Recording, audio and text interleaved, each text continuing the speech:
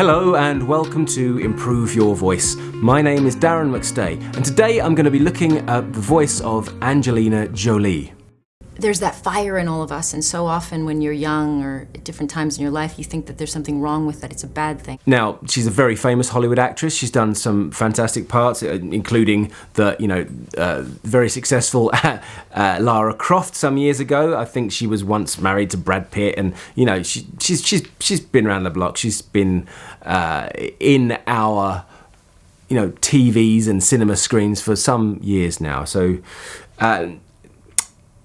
she was someone that was recommended to me, and I cover a lot of actors, and so I'm always a bit reluctant, but I realise also that I haven't covered really as many women's voices as I have men's, and so I did Brad Pitt, and I thought, why not do Angelina Jolie as well? I know they're not together anymore, okay, so please don't comment on that. Now, this I took from an interview for a movie she was doing, Unbroken, and it's quite interesting actually because I do talk about actors a lot, and I also have an opinion on what I feel is a good voice.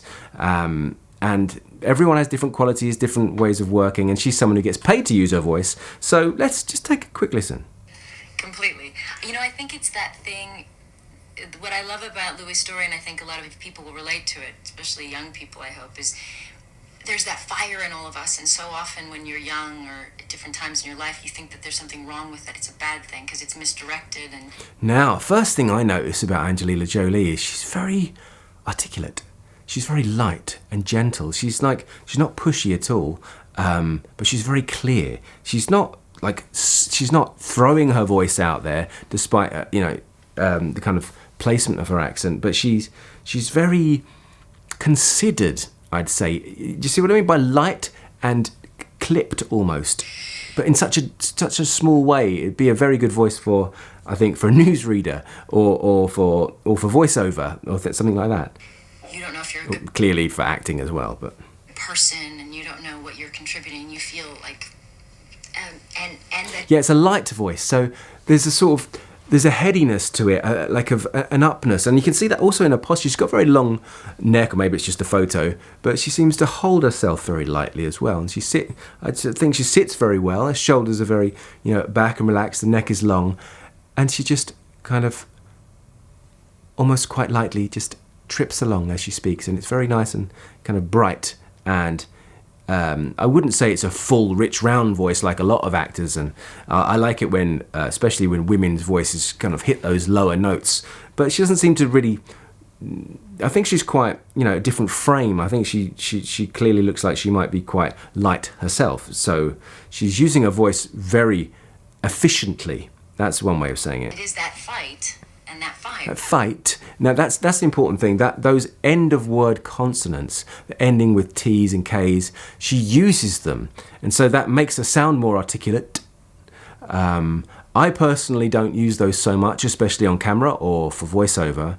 Especially not in film. I when it comes to making movies, I tend to veer more towards mumbling because it can sound a little bit false, I find, but she's so light with it that it seems to work. And that little bit of trouble that if direct. It also makes her sound like she's very knowledgeable. I think because of the consideration of the words and the way she's articulating herself, it kind of gives me the impression like, ooh, I'm drawn in, even though it's not a big, rich, powerful voice. I'm drawn in because she's taking the time to pronounce every word and articulate herself clearly. And so there's something in that. It's not always about having a big, authoritative voice, but sometimes just being gentle, light, and clear is enough to command respect and get people to listen. Because that's also something that comes through on this channel, especially I think with some of the more female subscribers, is that you've mentioned how it's hard to keep up with with people who've got bigger voices, and how can we sort of command more authority yet still be feminine. I think Angelina Jolie is a really good example of that. And again, it is down to being patient, being bright and clear and articulate. Did in the right way, it can be a force for good and brave and wonderful. And I think that's and I say that to my kids. She's quite a smiley person, and I see that she sends a lot of energy through her cheekbones. As she's talking, there seems to be this well, she's clearly got like an amazing structured face. She's like very beautiful, classically beautiful. She's got thick lips, like thin, striking jawline, high jaw, high brow. So she's a good looking woman, in my opinion. But it seems to be that the energy of this smile, and she has got quite a big mouth, I guess, but by keeping it in a position where it's almost smiling all the time and sending energy up here, there's a tendency for everything she says to have some kind of joy in it, whether it's real or not. It seems like she's enjoying sharing herself. You can be in a room with someone if they're really just talking to you and there's no energy in the mouth at all. It can end up mumbling and it can be really boring. But she's keeping up here, and so she's keeping up appearances, and she's very bright and clear and articulate, and it's kind of energized. And because it's energized, it's easy for us to absorb, and it's easy for us to listen to, and therefore it doesn't become so boring. Or depending on what she's talking about, I guess. If they get in trouble because they've done something and they feel like...